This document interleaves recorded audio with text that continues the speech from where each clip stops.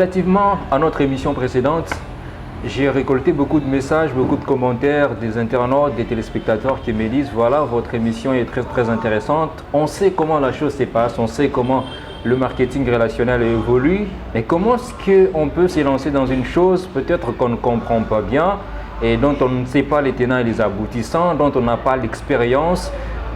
C'est autour de ce sujet que j'ai encore décidé d'approcher notre conférencier, notre marketeur des réseaux, mais également notre formateur David Dram, et qui nous donne encore une fois de plus le plaisir et l'honneur d'être avec nous aujourd'hui pour échanger autour de cette question très intéressante.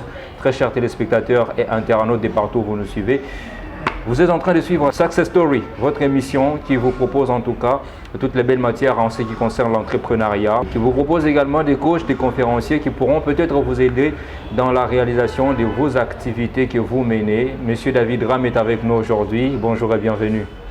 Bonjour Monsieur Denis, merci beaucoup encore une fois de plus d'avoir fait encore une fois de plus confiance à ce que nous avons comme matière, ou soit relativement les idées que nous pouvons apporter par rapport aux questions qui étaient revenues compte tenu de l'émission passée. Alors nous avons un réel plaisir de nous retrouver encore une fois de plus sur votre plateau, de votre émission bien évidemment Success Story, pour partager ce qui fera sujet des questions, des préoccupations que vos internautes, vos abonnés ont soulevé comme préoccupation. En tout cas, c'est un plaisir d'être là. C'est une grande joie pour nous de vous savoir encore aujourd'hui et de profiter encore une fois de plus de votre expertise, de vos riches connaissances, de vos matières très intéressantes et enrichissantes justement pour permettre à toutes ces personnes qui nous regardent d'avoir une idée claire et nette sur ce que c'est le marketing relationnel, comment ça évolue, on en avait parlé, et comment est-ce qu'on peut créer une entreprise dans le marketing relationnel ou un business dans le marketing relationnel. C'est ce sujet qu'on va déjà aborder aujourd'hui. Mais en passant, je voudrais d'abord remercier l'espace Retrouvailles et toutes ces personnes qui nous ont aidés justement de nous retrouver en cet endroit, ce beau cadre, qui nous permet bien évidemment d'enregistrer cette très belle émission. Alors, Monsieur David Dram, on va déjà s'élancer dans les bains de cette émission, de cet échange d'aujourd'hui avec la toute première question qui vous est adressée. Alors, que faut-il pour créer son entreprise dans le marketing de réseau? D'accord, merci beaucoup partout où vous nous suivez. Nous aimerions que les réponses qu'on va bien évidemment donner soient adaptées par rapport à vos préoccupations, par rapport à vos questions, et mais aussi par rapport au fondement de vos besoins, bien évidemment.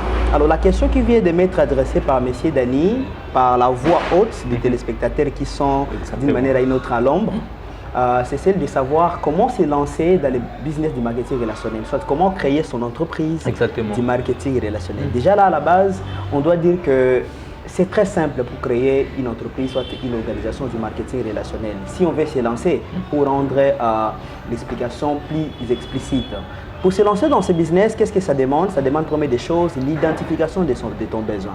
Pourquoi? Parce que c'est un business comme tout autre. On ne se lance pas seulement du matin au lendemain, on s'est réveillé, du coup on se lance dans le business.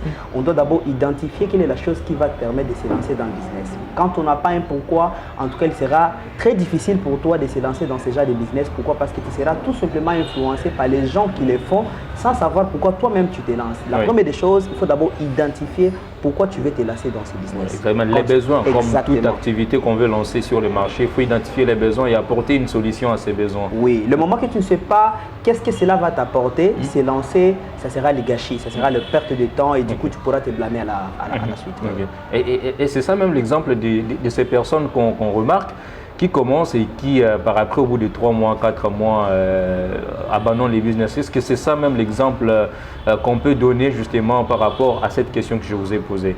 Oui, bien évidemment, vous allez comprendre que la majorité des gens veulent suivre la foule sans savoir exactement pourquoi est-ce qu'ils suivent. Et c'est ce qui fait en sorte que, c'est ce qui fait plutôt en sorte que quand on se lance dans le business sans savoir pourquoi est-ce qu'on se lance, on sera dirigé par la motivation des autres. Et du coup, que la motivation des autres fait l'objet de votre direction, le moment que les autres n'auront plus la motivation, comme toi tu ne suivais que la motivation des autres, qu'est-ce qui va se passer? Tu vas tout simplement te limiter. Mais le moment que tu as la flamme intérieure qui t'a poussé de te lancer dans cette activité-là, du coup tu chercheras les voies et moyens de pouvoir concrétiser c'est à quoi tu as fait comme objet de la décision en fait. Donc du coup, quand le pourquoi est bien défini et bien clair, donc la personne pourra avoir sa voix dans le business du marketing relationnel. Et on estime que ce que vous dites, c'est sérieux.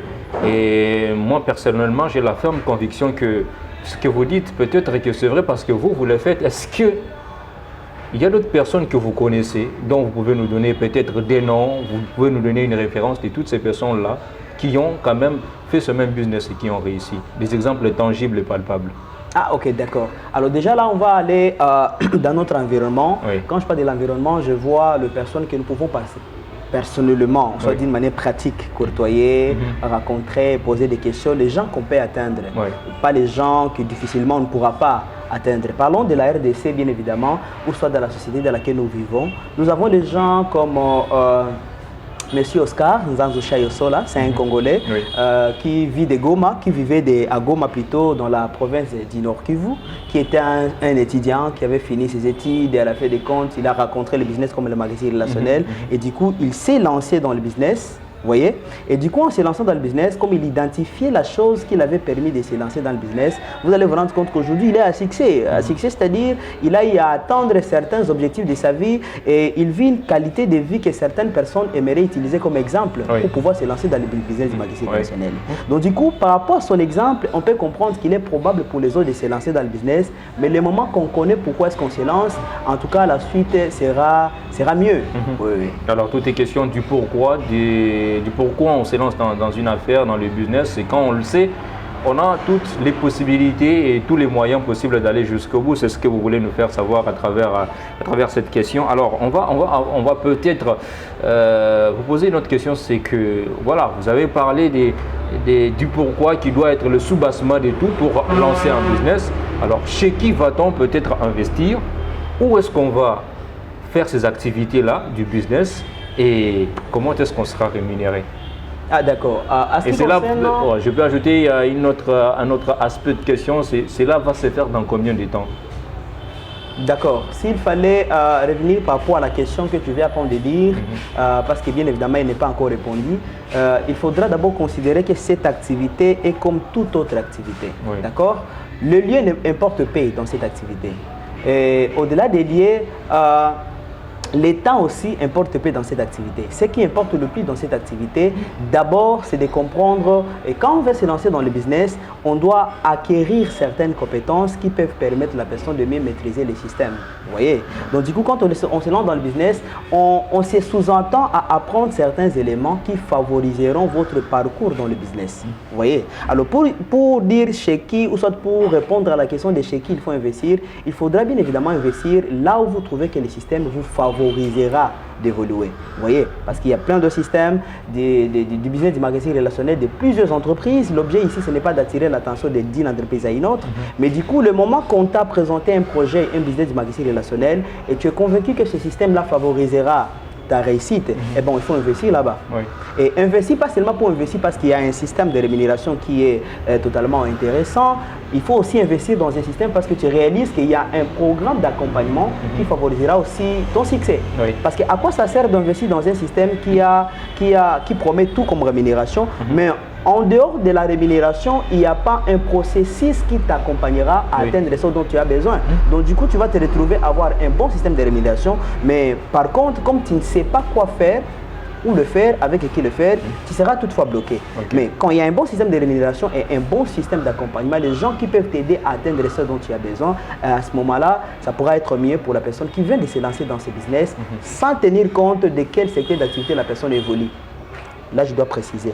Parce que j'ai donné l'exemple de M. Oscar, il est ingénieur en télécommunication, mais il s'est lancé dans le marketing relationnel et aujourd'hui, il est au sommet, il est au succès. Vous voyez, il est à succès dans le business, pas parce qu'il a utilisé ses compétences d'ingénierie dans le business, mais parce qu'en venant, il a rencontré un système qui l'avait accompagné, qui l'avait aidé, qui l'avait permis de voir ce qu'il faut et ce qu'il ne faut pas, et il a appliqué ce qu'il faut, et c'est celui qui amenait, c'est ce qui lui est amené aujourd'hui au succès. Ok, vous êtes en train de suivre l'émission Success Story, ça passe sur TeleHW, mais également sur toutes les plateformes digitales des réseaux sociaux. Et aujourd'hui, on est en train de parler de notre sujet très intéressant. Comment est-ce qu'on peut lancer son entreprise dans le marketing relationnel sans toutefois handicaper d'autres activités, d'autres secteurs d'activité? Parce que c'est la plus grande question que beaucoup se posent peut-être aujourd'hui, comment est-ce que je peux me lancer dans le MLM, cela ne va pas handicaper mon travail, cela ne va pas handicaper mes activités que j'ai à gauche et à droite.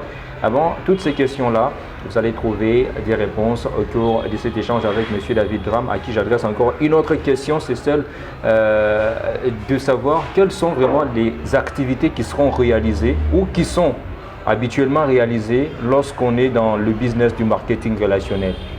Eh bien d'accord. À ce qui concerne cette question, nous devons comprendre que les activités qui se font dans le domaine du marketing relationnel, c'est tout simplement la recommandation d'un produit ou soit d'un service. Oui. Mais il faut maintenant qu'il y ait les processus, des étapes, pourvu que cela se fasse de la bonne manière. C'est-à-dire que quand on se lance dans le business, qu'on soit d'une manière à une autre à temps plein comme à temps partiel, les activités sont les mêmes. Mais pourvu que la personne puisse les adapter par rapport à son fonctionnement, à son mode de fonctionnement, soit son emploi du temps.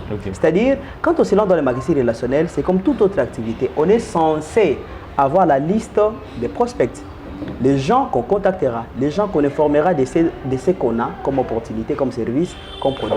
Vous voyez? Donc le moment qu'on n'a pas la liste des prospects ou soit qu'on n'a pas carnet d'adresse des personnes qu'on présentera ce qu'on a, donc du coup cela ne se fera pas connaître de soi-même. Voyez-vous, au-delà de ça, il faut mettre en place un mécanisme d'amener les gens à venir voir ce que vous avez comme opportunité, qu'on appelle bien évidemment l'invitation. Parce que le moment que tu as les gens que tu peux contacter est un prospect, donc tu dois te rassurer d'amener ces gens à venir voir de quoi est-ce qu'il s'agit. Vous voyez, c'est tout comme on dit, qui dit que faire du marketing ou soit faire du marketing et ne pas communiquer, c'est ce que tu fais.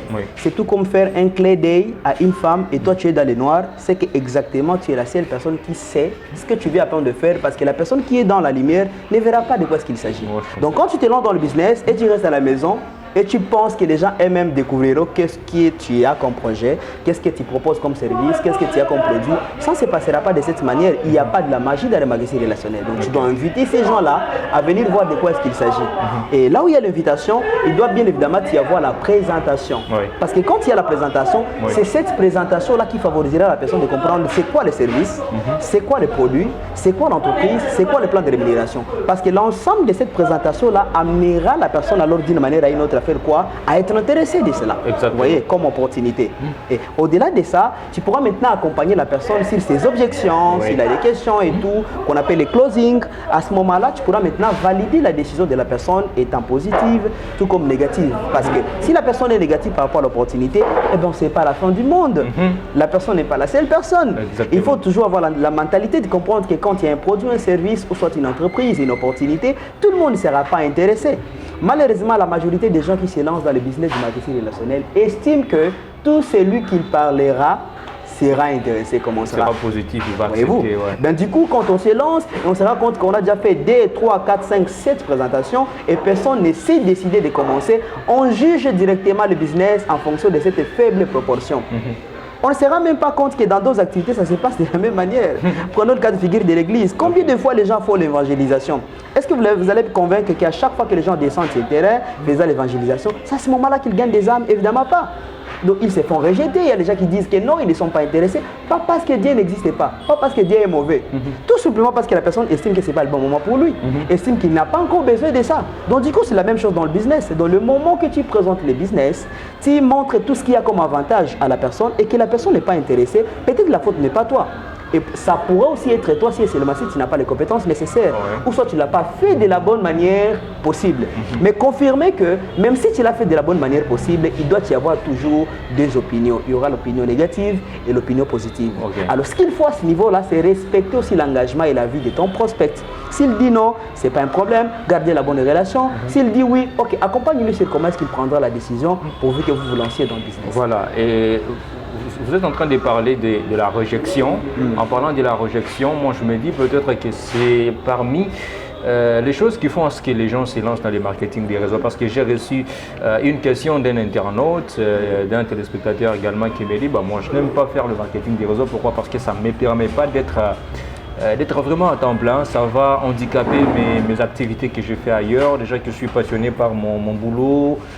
parce que je fais ailleurs, voilà, combiné avec le marketing des réseaux, ça ne pourra pas peut-être me permettre de pouvoir faire exactement et correctement ce que j'étais en train de faire avant.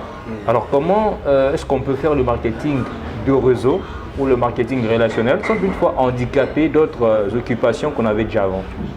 D'accord. À ce niveau, il faut prédéfinir son emploi du temps.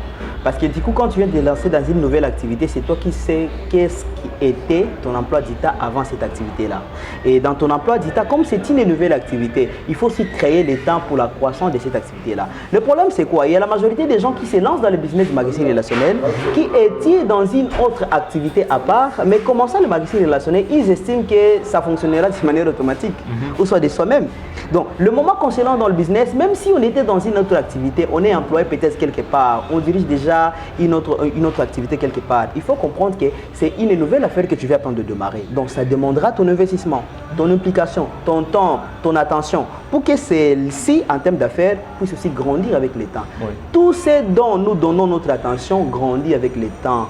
Voyez-vous, le problème en est que la majorité des gens ne voudront pas donner, ou soit ne donneront pas l'attention de leur business au début et vont se plaindre dans 1 mois, dans 3 mois, dans 4 mois, qui disons que mon business n'a pas marché. Mais pourtant que quand tu es dans une autre activité et tu sais que tu veux te lancer dans le marketing relationnel, eh bien c'est très simple. Pose-toi la question de savoir que dans la semaine, je travaille combien de temps la semaine? Voyez-vous, en fonction de ton emploi du temps de la semaine, tu sauras exactement quels sont les jours que tu travailles et les jours que tu ne travailles pas, par exemple les jours de repos. Tu sauras les jours que tu es beaucoup plus chargé au boulot et les jours que tu n'es pas beaucoup plus chargé. Et quand tu viens de commencer une nouvelle activité, comment tu peux créer les temps pour cette activité-là? Quand je parle de créer les temps, c'est-à-dire apprendre quelques éléments de base de cette activité-là. Deuxième des choses, créer les temps d'exposition de cette affaire. Comme je venais de le dire, faire du business, c'est informer les gens sur quoi est-ce que vous êtes lancé. Quand vous ne formez pas les gens ne se formeront pas d'eux-mêmes. Vous voyez? Donc vous avez la charge et l'obligation de former les gens. Oui. Et qu'est-ce qui va se passer maintenant à ce niveau-là? Si vous estimez que dans votre semaine, vous travaillez par exemple 4 jours, ou soit 5 jours, tout dépend du boulot que vous faites. Oui. Identifiez les jours en se disant que dans ce jour, soit tel jour et tel jour, soit de telle heure à telle heure, je ferai mes activités qui ont trait à la croissance du business que j'ai lancé dans le business marketing relationnel. Oui. Et ce n'est qu'à ce niveau-là, et en se faisant accompagner par ton parrain, ou soit la personne qui t'a amené dans le business, c'est ce qui te permettra de pouvoir même gagner de l'argent, même en état à temps partiel, et même sans pouvoir handicaper, ou soit handicaper plutôt, ton boulot ou soit ton travail actuel. Je vais être beaucoup plus explicite à ce niveau-là. Par exemple, pour quelqu'un qui veut se lancer étant temps partiel dans le business, il peut choisir de faire cette activité pas forcément au siège de son entreprise du marketing relationnel, même à la maison. C'est une activité où le moment que tu es déjà informé, tu sais déjà comment est-ce que ça fonctionne. Je peux même inviter les gens à la maison et les présenter le business et les présenter les projets. Comme nous avons toujours tendance à le faire. Où vous vous retrouvez. Exactement. C'est un business qu'on peut faire partout. Je peux les inviter à la maison, je peux même poser café au niveau du boulot. Donc peu importe l'endroit. Mais le moment que tu les fais d'une manière professionnelle, c'est-à-dire que tu identifies quel est le temps que je présenterai les personnes, mon business. Et tu respectes cela pendant un moment donné, ça donnera des résultats. D'accord. Vous êtes en train de nous regarder de partout, très chers internautes. Et je reçois dans cette émission Success Story M. David Dram Dunia, lui qui est networker, ça veut dire un marketeur des réseaux ou encore un conférencier, formateur. Et c'est lui qui accompagne aussi beaucoup de personnes dans la croissance de leur business, quels que soient les domaines. Il est toujours là avec nous et nous répond aujourd'hui autour de la question qui concerne comment lancer son business dans les marketing des réseaux sans toutefois handicaper vos occupations que vous avez avant. Et si vous avez une préoccupation quelconque, n'hésitez pas de nous écrire en commentaire ou encore de nous contacter au numéro qui est affiché au bas de votre écran. Monsieur David Dram, imaginons que la personne se décide aujourd'hui d'investir dans le marketing des réseaux. Combien de temps ça lui prendra pour faire un retour sur investissement? Ça, c'est une très belle question. D'ailleurs, c'est la question que la majorité des gens qui aimeraient faire le business à temps partiel me posent toujours. Oui. Non, David, tu sais, j'ai apprécié le plan de rémunération, j'aime les produits de votre entreprise, j'aime la façon dont vous avez à présenter le business. En tout cas, tout est génial pour moi. Mais mon inquiétude, sur quel délai j'aurai les retours sur investissement? Et c'est la question que j'aime le plus. Alors, nous sommes déjà dans un business où le temps ne compte pas plus. Mais ce qui compte, c'est ce que tu feras de ton temps. Je répète, ce n'est pas le temps qui compte, mais ce que tu fais de ton temps, c'est ce qui te rémunère. Je vais donner l'exemple. Prenons le cas de figure où quelqu'un se lance dans le business du marketing relationnel, il est à temps partiel. Mais il s'est dit que non, par semaine, je n'aurai qu'une seule journée où j'inviterai mes amis et connaissances et je les partagerai le business dans lequel je vais attendre de me lancer. Mais un jour la semaine là, la personne s'efforcera toute la semaine d'informer ses amis et connaissances. À l'hôtel, je viens de lancer un business que j'aimerais te présenter. Il informe plus de gens de la semaine jusqu'à ce que la fin de la semaine, si c'est un samedi, si ça sera un dimanche, il a 70 personnes dans sa petite présentation. Et du coup, son parrain vient et présente à 70 personnes. Cette personne-là a la chance, même s'il n'a pas de compétences, il ne connaît pas encore assez dans le marketing relationnel. Mais le moment qu'il a joint en nombre, il y a un dicton que j'ai toujours habitué de dire aux gens que ce que la chance ne t'a pas donné, le nom te le donnera. Ce que les compétences ne te donnent pas, le nom te le donnera. Le moment que tu décides de jouer en nombre, tu as les résultats qu'il faut. Même si la personne ne sait pas encore rien, ne sait pas encore grande chose en termes de compétences, mais le moment qu'il a décidé de jouer en nombre, cette personne-là a la probabilité de gagner suffisamment d'argent même s'il est débutant dans le business. Parce que c'est 70 personnes qui viennent de voir le plan de rémunération, les produits et services. Normalement, il y aura ceux-là qui diront non. Mais par contre, il y aura ceux-là qui diront oui au business. Il y aura ceux-là qui verront de la même manière que lui avait vu les jours de sa première présentation et ceux qui souscriveront dans ses projets. Et une autre personne qui se lance dans le business, qui se donne 2 jours dans la semaine. Mais dans ces 2 jours-là, le premier jour, il parle à 2 personnes. Vous imaginez? Oui. Prenons le cas de figure, les 2 personnes sont négatives. Dans le deuxième jour, il parle à une personne. Prenons le cas de figure que cette personne aussi devient aussi négative. Qu'est-ce qui sera la suite? Du coup, cette personne se dira que non, je suis à temps partiel. On m'a dit que même les temps partiels peuvent réussir. Mais à temps partiel, je donne 2 jours à mon business. Je présentais à 3 personnes, mais je n'ai eu personne qui a commencé. Déjà là au départ, les gens qui commencent le business, ce ne sont nécessairement pas les gens qui ont l'argent, non. Oui. Parce que les gens ont tendance à croire que comme je commence le business, je ne parlerai qu'aux gens qui ont l'argent. Non. Quelqu'un peut avoir l'argent et tu lui présentes le business et il ne sera pas intéressé. Quelqu'un peut ne pas avoir l'argent, tu lui présentes le business, il voit le business dans lequel il gagnera l'argent. Il fait tout pour chercher l'argent pour commencer le business. Donc, déjà, il faut enlever dans la tête l'idée de penser que ce sont celles qui ont l'argent qui commenceront. Parce que la majorité des gens se limitent à se dire que non, je suis à temps partiel, je ne saurais pas faire ce business. Oui. Déjà là, je n'ai pas les amis qui ont beaucoup d'argent. Ce n'est pas question d'avoir les amis qui ont beaucoup d'argent. C'est juste une question de se demander, est-ce que je suis capable de montrer à beaucoup de gens les projets que je vais appeler de commencer pour trouver ceux-là qui seront intéressés. D'accord, d'accord. Alors, vous avez dit que la force du MLM, dans notre précédente émission, vous avez dit que la force du MLM se trouve dans la mobilité et l'efficacité de l'équipe. Et maintenant, vous venez à peine de parler du temps partiel que la personne peut user justement pour faire ses business. Comment cela sera-t-il possible? Parce qu'on travaille en équipe. Comment est-ce que vous allez laisser votre équipe travailler et vous allez travailler à part et vous attendre bien évidemment à des résultats escomptés? D'accord. Déjà là, nous devons comprendre que ce que nous devons émettre ou soit apprendre plutôt du marketing relationnel sans un business pour déjà se soutenir mutuellement. Ouais. Qu'est-ce que je parle de soutien? Ton parrain peut t'aider à former, à accompagner ton équipe à ton absence parce qu'il sait que c'est son équipe aussi. Bien qu'il n'est pas obligé, mais il peut quand même le faire. Donc du coup, la personne qui se lance dans le business marketing relationnel étant à temps partiel dans le business et se demandant la question de savoir alors comment ça se fera que je vais parrainer seulement les gens et je vais laisser ces gens-là et je commencerai à gagner à ces gens-là même si moi je ne serai pas là. Nous devons comprendre que quand on se lance dans le business, on doit mettre en tête que quand on lance son business, le business crée de lui-même les temps par rapport à sa croissance. Oui. D'un niveau donné, vous allez vous rendre compte que quelqu'un qui commence aujourd'hui et parraine une personne ne travaillera pas de la même manière que quelqu'un qui commençait sans avoir parrainé quelqu'un. Pourquoi? Parce que cette personne-là aura lui demander des questions, essayer de savoir comment est-ce que ça évolue, a besoin de lui d'une manière à une autre. Donc plus l'équipe grandit, plus tu sauras créer les temps. Vous voyez? Et plus l'équipe grandit, plus tu peux adapter les systèmes de fonctionnement. Je dis bien adapter, pas forcément. Adapter, c'est-à-dire tu peux penser déjà sur comment augmenter tes sources de revenus en bien orientant ton équipe. Okay. Parce que rappelez-vous, nous sommes dans un business qui peut être bien évidemment fonctionnel en ligne. Aujourd'hui, pour suivre des formations, ce n'est pas nécessairement obligé d'être en présentiel. Bien que la formation en présentiel, elle est beaucoup plus recommandée que la présentation ou soit la formation en ligne. Okay. Mais néanmoins, aussi longtemps qu'on donne accès à ces deux propositions-là, en ligne, tout comme en présentiel, c'est que l'équipe peut se développer. Okay. Mais ce qu'il faut retenir à ce niveau-là, même si on est à temps partiel, on peut créer le business et aider les les gens avec qui on va travailler à gagner l'argent parce que on peut dire que les oiseaux de même plumage volent ensemble dans le sens où tu peux parrainer aussi les gens qui n'ont pas l'état comme toi et qui peuvent maximiser les systèmes que toi tu maximises. Par exemple, une journée la semaine, par exemple 2 jours la semaine. Et au-delà de ça, en parrainant les gens, tu peux même parrainer quelqu'un qui le fera à temps plein.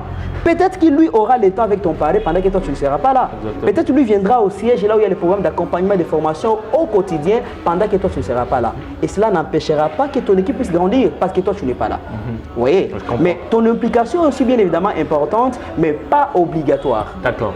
C'est en tout cas avec beaucoup plus de clarté que j'ai eu justement la réponse à cette question. Et la toute dernière justement avant de pouvoir conclure cette émission, c'est comment est-ce qu'on peut gagner de l'argent dans les marketing des réseaux? Parce que la finalité, c'est ça. Lorsqu'on se lance dans des business, on lance son entreprise, peu importe le domaine, la finalité, c'est de gagner de l'argent, c'est de maximiser voilà, à travers tout ce qu'on aura à faire comme activité. Et aujourd'hui, moi, je me lance dans le marketing des réseaux, je me demande comment est-ce que je peux gagner de l'argent. Voilà, comment gagner de l'argent dans le marketing relationnel? La première des choses, il faut avoir la bonne attitude. Oui, parce que quand on se lance dans ces business, 99% des gens te décourageront, te montreront que ce n'est pas une bonne activité, comment tu t'es lancé sans pour autant nous demander.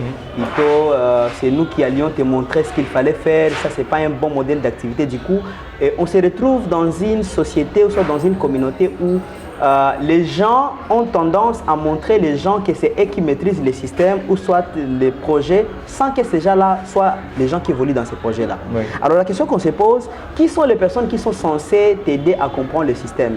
Sont celles-là qui excellent dans le système ou soit c'est celles-là qui ne sont pas dans le système? Nous vivons dans un environnement où tu peux te lancer dans le marketing relationnel et quand tu rentres à la maison, la première des personnes à te décourager, c'est tes parents, ton père, ta mère, tes frères, tes sœurs. Vous voyez, les personnes que tu pensais que ce sont celles-là qui t'encourageront. Malheureusement, à la grande majorité des temps, vous réaliserez que ce sont ces gens-là qui te découragent. Et on a tendance à se demander que c'est que moi je ne gagnerai pas l'argent dans ce business. Malheureusement, c'est qu'il faut la majorité des distributeurs. Ils écoutent les gens qui ne savent pas de quoi est-ce qu'ils sont en train de parler. En tout cas. La personne qui n'a jamais réussi dans le marketing relationnel, il n'a rien à te dire. Il ne peut même pas te conseiller sur comment gagner dans ce business. Tout ce qu'il te dira, c'est de te raconter les histoires des gens qui ont échoué dans le business. Mais posons-nous la question de savoir, est-ce que ce qui t'intéresse quand tu t'es lancé dans le business, est-ce que c'est comment échouer ou soit c'est comment réussir? Non. Voilà pourquoi ma recommandation, mon conseil pour moi, quand tu te lances dans le marketing relationnel, ouvre ton attention d'une manière active à la personne qui t'a orienté dans le business. Oui. Parce que c'est lui qui connaît le chemin.